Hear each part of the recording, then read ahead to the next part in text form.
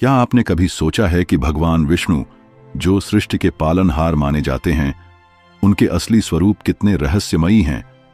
कभी वे 4 भुजाओं वाले शंख, चक्र, गदा और पद्म धारण किए हुए दिखते हैं, तो कभी क्षीर सागर में शेष नाग पर शयन करते हुए, और कभी कभी तो वे अनंत लोकों के भीतर भीतर विराट रूप में प्रकट हो जाते हैं। लेकिन सवाल यह है, विष्णु भगवान के ये अलग अलग रूप आखिर हैं कौन? इनमें फर्क क्या है? और असली नारायण कौन हैं? पुराणों और उपनिषदों में विष्णु के 3 प्रमुख स्वरूप बताए गए हैं। पहला है कर्णोदकशायी विष्णु, जिसे महाविष्णु कहते हैं, जो अनंत ब्रह्मांडों को अपनी श्वास से उत्पन्न करते हैं। एक श्वास लेते ही असंख्य ब्रह्मांड उत्पन्न हो जाते हैं और श्वास छोड़ते ही समा जाते हैं। दूसरा है गर्भोदकशायी विष्णु, जो हर ब्रह्मांड के गर्भ में विराजमान होकर उस ब्रह्मांड के सृजनकर्ता ब्रह्मा को उत्पन्न करते हैं। तीसरा है क्षीरोदकशायी विष्णु, क्षीर सागर में स्थित, जो शेषनाग पर शयन करते हुए हर जीव के हृदय में परमात्मा रूप में निवास करते हैं और भक्तों की रक्षा के लिए अवतार लेकर धरती पर प्रकट होते हैं। अब रहस्य और गहरा हो जाता है। क्या असली नारायण वही हैं जो अनंत ब्रह्मांडों के ऊपर विराजमान हैं, या फिर वे जो हमारे हृदय की धड़कनों में, आत्मा की गहराई में छिपे हुए हैं? इस रहस्य को जानने के लिए हमें गहराई से समझना होगा कि विष्णु के इन तीनों रूपों की भूमिका क्या है। कौन सृष्टि करता है, कौन पालन करता है और कौन हमें मोक्ष का मार्ग दिखाता है। तो आइए इस रहस्यमय यात्रा पर चलते हैं और खोजते हैं वास्तविक नारायण कौन है। भगवान विष्णु को नारायण भी कहा जाता है। नार शब्द का अर्थ है सभी जीव और अयन का अर्थ है विश्राम स्थल। इस प्रकार भगवान विष्णु सभी जीवों के उद्गम और गंतव्य हैं। हम यह तो जानते ही हैं कि भगवान कृष्ण नारायण, या कहे कि भगवान विष्णु के ही अंश हैं, लेकिन नारायण के रूप में वे परम भगवान की भूमिका निभाते हैं, जबकि कृष्ण के रूप में वे केवल अपने मित्रों के साथ क्रीड़ा करते हैं। भगवान नारायण एक प्रकार से कर्मरत कृष्ण हैं। यह समझना थोड़ा मुश्किल हो सकता है कि भगवान नारायण भौतिक ब्रह्मांडों की रचना करने के लिए स्वयं को 3 रूपों में प्रकट करते हैं: कारणोदकशायी विष्णु, गर्भोदकशायी विष्णु और क्षीरोदकशायी विष्णु। इनके बीच क्या अंतर है? कारणोदकशायी विष्णु या महाविष्णु समस्त भौतिक ब्रह्मांडों के रचयिता हैं। उन्हें कारणोदकशायी इसलिए कहा जाता है क्योंकि वे कारण सागर में रहते हैं, और उन्हें महाविष्णु इसलिए कहा जाता है क्योंकि उनका रूप विशाल है। कारण सागर या महत तत्व सभी भौतिक तत्वों का योग है, और यह एक काले बादल के समान है जो आध्यात्मिक आकाश के एक भाग को ढक लेता है, जिसमें वे सभी आत्माएं समाहित हैं जो पदार्थ का भोग करना चाहती हैं। कारण सागर में पदार्थ शुद्ध अव्यक्त रूप में विद्यमान है। जब भगवान वामनदेव ने ब्रह्मांड के आवरणों को लात मारी तो उन्होंने एक दरार उत्पन्न की, जिससे इस जल का कुछ भाग हमारे ब्रह्मांड में प्रवेश कर गया। यह आध्यात्मिक जल भगवान के चरण कमलों की धूल के साथ मिलकर गंगा के रूप में ब्रह्मांड में भ्रमण करता है। भगवान कारणोदकशायी विष्णु इतने विशाल हैं कि जब वे सांस लेते और छोड़ते हैं तो भौतिक ब्रह्मांड उनके शरीर के रोम छिद्रों से होकर गुजरते हैं। एक बार श्रील प्रभुपाद ने एक विमान चालक को यह बात समझाई और उसने उत्तर दिया कि यह ईश्वर की महिमा का बहुत ही सुंदर वर्णन है। हम वैज्ञानिक तरीकों से अपने ब्रह्मांड के आकार की गणना भी नहीं कर सकते, और इसलिए हम कल्पना भी नहीं कर सकते कि भगवान महाविष्णु कितने विशाल हैं। सभी भौतिक ब्रह्मांड मूलतः शून्य कोशों के रूप में निर्मित हैं। उन्हें जीवंत बनाने के लिए भगवान महाविष्णु अपना विस्तार करते हैं और प्रत्येक ब्रह्मांड में गर्भोदकशायी विष्णु के रूप में प्रवेश करते हैं।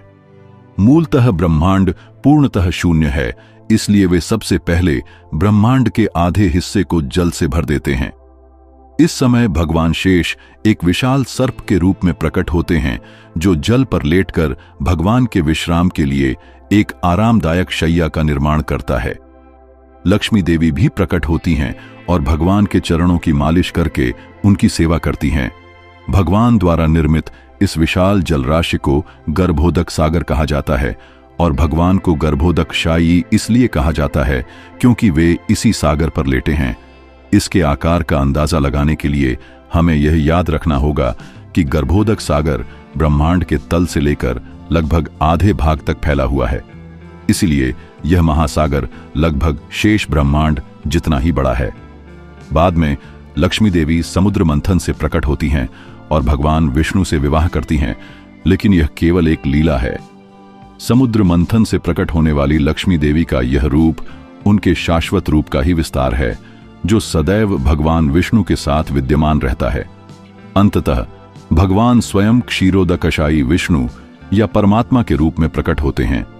इस रूप में वे प्रत्येक जीव के हृदय में, साथ ही भौतिक तत्वों के प्रत्येक अणु में प्रवेश करते हैं। ऐसा कोई स्थान नहीं है जहां परमात्मा विद्यमान न हो। यह वर्णन सुनकर हम सोच सकते हैं कि प्रत्येक जीव और प्रत्येक परमाणु के लिए परमात्मा का एक अलग रूप है, लेकिन यह पूरी तरह सही नहीं है। प्रत्येक ब्रह्मांड के लिए क्षीरोदकशायी विष्णु का एक ही रूप है, बस वे एक ही समय में सर्वत्र विद्यमान हैं। यह समझना कठिन है कि कोई एक ही स्थान पर और एक ही समय में सर्वत्र कैसे हो सकता है, लेकिन यह क्षीरोदकशायी विष्णु जी की शक्ति का एक और प्रदर्शन मात्र है।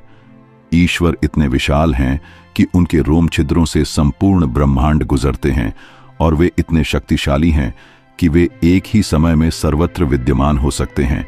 भगवान क्षीरोदकशायी विष्णु ध्रुव तारे में क्षीर सागर में लेटे रहते हैं। ध्रुव तारा एक वैकुंठ लोक है जो ब्रह्मांड के भीतर प्रकट होता है और अन्य सभी तारों के लिए धुरी का काम करता है। रात में आकाश में हम जितने भी तारे देखते हैं वे सभी इसी आध्यात्मिक ग्रह के चारों ओर घूमते हैं। हालांकि ध्रुव तारा हमें प्रत्यक्ष रूप से दिखाई नहीं देता, इसलिए तारे किसी काल्पनिक बिंदु के चारों ओर घूमते हुए प्रतीत होते हैं, लेकिन वास्तव में वे क्षीरोदकशायी विष्णु के निवास की परिक्रमा करते हैं। ब्रह्मांड का ध्रुव तारा और उसका चक्र शिशुमार चक्र कहलाता है, और उसमें भगवान के व्यक्तित्व क्षीरोदकशायी विष्णु का स्थानीय निवास स्थान स्थित है। वहां पहुंचने से पहले रहस्यवादी ब्रह्मलोक पहुंचने के लिए आकाश गंगा को पार करता है, और वहां जाते समय वह सबसे पहले वैश्वानर लोक पहुंचता है, जहां देवता अग्नि को नियंत्रित करते हैं। वैश्वानर लोक में योगी भौतिक जगत के संपर्क में रहने के दौरान अर्जित सभी गंदे पापों से पूरी तरह शुद्ध हो जाता है। आकाश में आकाश गंगा को यहां ब्रह्मांड के सर्वोच्च ग्रह ब्रह्मलोक की ओर जाने वाले मार्ग के रूप में इंगित किया गया है। यही वह ग्रह भी है जहां ब्रह्मांड में कोई गड़बड़ी होने पर देवता जाते हैं। हालांकि वे सीधे क्षीरोदकशायी विष्णु के दर्शन करने नहीं जा सकते। वे वहां जाकर समुद्र तट पर प्रार्थना करते हैं और भगवान के दर्शन की प्रतीक्षा करते हैं। बाद में ध्रुव तारा ध्रुव महाराज को दे दिया जाता है, जो भगवान के सान्निध्य में राजा बनकर वहां रहने लगते हैं। ध्रुव महाराज सदा ध्रुव तारे के राजा हैं, इसीलिए इसे ध्रुवलोक भी कहते हैं। लेकिन यह लीला प्रत्येक ब्रह्मांड में बार बार दोहराई जाती है। ऐसा प्रतीत होता है कि ध्रुवलोक वास्तव में एक ही आध्यात्मिक वैकुंठ लोक है, जो भगवान की दिव्य शक्ति से प्रत्येक ब्रह्मांड में एक साथ प्रकट होता है। इसी प्रकार ध्रुव महाराज भी एक ही हैं, जैसे अर्जुन या नारद मुनि एक ही हैं, लेकिन उनकी ही तरह वे भी प्रत्येक ब्रह्मांड में अपनी लीला करते हुए प्रकट होते हैं। इस प्रकार भगवान स्वयं को महाविष्णु के रूप में विस्तारित करते हैं और गर्भोदकशायी विष्णु तथा क्षीरोदकशायी विष्णु के रूप में प्रत्येक ब्रह्मांड में प्रवेश करते हैं। यह सब ब्रह्मांड की रचना और गति के लिए करते हैं, जिससे हमें अपने शाश्वत पद का स्मरण करने तथा भगवान के पास वापस जाने का अवसर मिलता है। भगवान महाविष्णु से जुड़ा एक और दिलचस्प विवरण सद्ध शिव का प्रकट होना है, जिनसे सभी ब्रह्मांडों में मौजूद सभी शिव प्रकट होते हैं। अपनी श्वास द्वारा भौतिक ब्रह्मांडों की रचना करने के बाद भगवान महाविष्णु अपनी दृष्टि से भौतिक ऊर्जा को गर्भाधान करते हैं। इस दृष्टि में वे सभी आत्माएं समाहित हैं जो भौतिक प्रकृति का भोग करना चाहती हैं, और इस प्रकार उन्हें भौतिक सृष्टि में भाग लेने के लिए प्रकृति के गर्भ में स्थापित किया जाता है।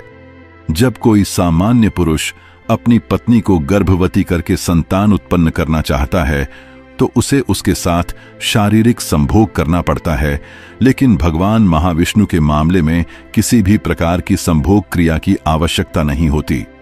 अपनी सर्वशक्तिमानता के कारण वे अपनी दृष्टि मात्र से ही भौतिक प्रकृति को गर्भवती कर सकते हैं और न केवल एक संतान बल्कि लाखों ब्रह्मांडों में सभी जीवों के रूप में असंख्य संतानें उत्पन्न कर सकते हैं। भगवान की समस्त शक्तियों की भांति महाविष्णु का यह स्वरूप केवल कोई निराकार ऊर्जा नहीं बल्कि एक व्यक्तित्व भगवान सद्शिव हैं। वे भगवान महाविष्णु का ही एक अंश हैं जो इस भौतिक सृष्टि में सम्मिलित सभी आत्माओं के संरक्षक की भांति कार्य करते हैं। भगवान सद्शिव विष्णु तत्व हैं। उनका लोक ब्रह्मज्योति और कारण सागर की सीमा पर स्थित है। वहां वे अपने सहयोगियों के साथ निरंतर कीर्तन करते रहते हैं। भगवान शिव के भक्त वैष्णवों को इस आध्यात्मिक लोक में जाकर उनसे मिलने का सौभाग्य प्राप्त होता है। बृहद भागवतमृत में गोप कुमार निराकार ब्रह्मज्योति से होकर इस लोक में आते हैं। सद्शिव मूलतः एक ही हैं। यद्यपि वे विष्णु तत्व हैं, फिर भी वे अपने लोक में अनंत काल तक निवास करते हुए एक भक्त के रूप में कार्य करते हैं। तथापि विभिन्न भौतिक ब्रह्मांडों में सम्मिलित आत्माओं की सहायता के लिए वे स्वयं को अनेक ब्रह्मांडों में विस्तारित करते हैं। विभिन्न भौतिक ब्रह्मांडों में प्रवेश करते हुए वे भौतिक ऊर्जा से जुड़ते हैं और प्रत्येक ब्रह्मांड के भीतर असंख्य शिव बन जाते हैं। भौतिक ऊर्जा से जुड़ने के कारण भगवान शिव के दिव्य गुणों का एक अंश इस प्रकार आच्छादित हो जाता है। भक्ति के अमृत में यह उल्लेख है कि भगवान कृष्ण विष्णु के 94% गुणों को प्रदर्शित करते हैं, जबकि सामान्य आत्माएं अपनी पूर्ण अवस्था में विष्णु के 78% गुणों को प्रदर्शित कर सकती है। जब वे ब्रह्मांडों में प्रवेश करते हैं तो भगवान शिव इन गुणों का 84% प्रदर्शित करते हैं। इस प्रकार वे मध्य में विराजमान होते हैं। एक सामान्य आत्मा से अधिक होते हुए भी भगवान विष्णु के सभी गुणों को प्रदर्शित नहीं करते। विष्णु तत्व, जीव तत्व और शिव तत्व हैं। भगवान शिव भी गुण अवतार हैं। जिस प्रकार भगवान विष्णु सतोगुण और भगवान ब्रह्मा रजोगुण के स्वामी हैं, उसी प्रकार भगवान शिव तमोगुण के स्वामी हैं और इस प्रकार वे राक्षसों, भूतों और प्रेतों जैसी सबसे पतित आत्माओं की भी आध्यात्मिक उन्नति में सहायता करते हैं, उनके लिए गुरु का कार्य करते हैं। भगवान सदाशिव भी भक्ति विज्ञान की शिक्षा देने के लिए अद्वैत आचार्य के रूप में आकर बद्ध जीवों के प्रति अपनी करुणा प्रदर्शित करते हैं। उनकी निरंतर प्रार्थनाओं के कारण भगवान चैतन्य ब्रह्मा के दिन में एक बार अपने संकीर्तन आंदोलन का शुभारंभ करने और कलयुग की सभी दीन आत्माओं को कृष्ण प्रेम का खजाना प्राप्त करने का अवसर प्रदान करने आते हैं। भगवान शिव भी भगवान बुद्ध के रूप में कृष्ण के अवतरण के बाद वेदों की प्रामाणिकता को पुनर्स्थापित करने के लिए शंकराचार्य के रूप में अवतरित हुए। ऐसा तब हुआ जब लोग वेदों के अधिकार का दुरुपयोग करके पशु हत्या और अन्य हिंसक कृत्य कर रहे थे। अहिंसा की स्थापना के अपने मिशन के तहत भगवान बुद्ध को वेदों का खंडन करना पड़ा और नास्तिकों को उनका अनुसरण करने के लिए प्रेरित करना पड़ा। जब ऐसा हुआ तो भगवान शिव बाद में शंकराचार्य के रूप में अवतरित हुए। इसके बाद उन्होंने बौद्ध धर्म के समान लेकिन वेदों पर आधारित एक दर्शन का प्रचार किया, जिससे बाद में आने वाले अन्य आचार्यों को धीरे धीरे सही निष्कर्षों को पुनर्स्थापित करने का अवसर मिला।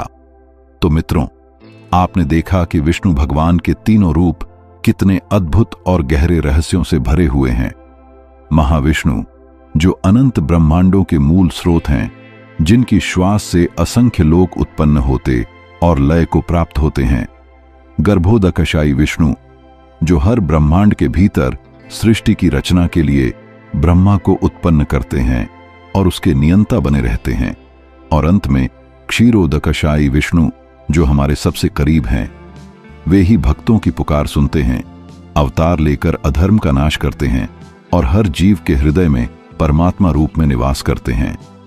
यह समझना जरूरी है कि ये तीनों रूप अलग अलग नहीं बल्कि एक ही परम सत्ता के विस्तार हैं। महाविष्णु हमें बताते हैं कि भगवान असीम और विराट हैं। गर्भोदकशायी विष्णु यह दर्शाते हैं कि हर ब्रह्मांड उनके नियंत्रण में है। और क्षीरोदक्षाई विष्णु हमें यह एहसास कराते हैं कि भगवान हमारे भीतर, हमारी आत्मा के साथ सदा विद्यमान है। इसलिए शास्त्रों में बार बार कहा गया है, भगवान न तो केवल आकाशीय लोकों में हैं, न ही केवल मंदिरों में, बल्कि वे हर श्वास, हर हृदय और हर जीव के भीतर विराजमान हैं। वही हैं पालनहार, वही हैं रक्षक और वही हैं सच्चे साथी। और अब आपको पता चल गया कि वास्तविक नारायण कौन है। दोस्तों, अगर आपको यह वीडियो ज्ञानवर्धक और रोचक लगा तो इसे लाइक करना बिल्कुल मत भूलिए। आपके एक शेयर से यह संदेश और भी लोगों तक पहुंचेगा और वे भी जान पाएंगे कि वास्तविक नारायण कौन है। और हां, अगर आप ऐसे ही और रहस्यमय, आध्यात्मिक और ज्ञान से भरपूर वीडियो देखना चाहते हैं तो अभी हमारे चैनल को सब्सक्राइब कीजिए और बेल आइकन दबाइए ताकि हर नया वीडियो सबसे पहले आप तक पहुंचे। आपके सहयोग से हमें और भी प्रेरणा मिलती है।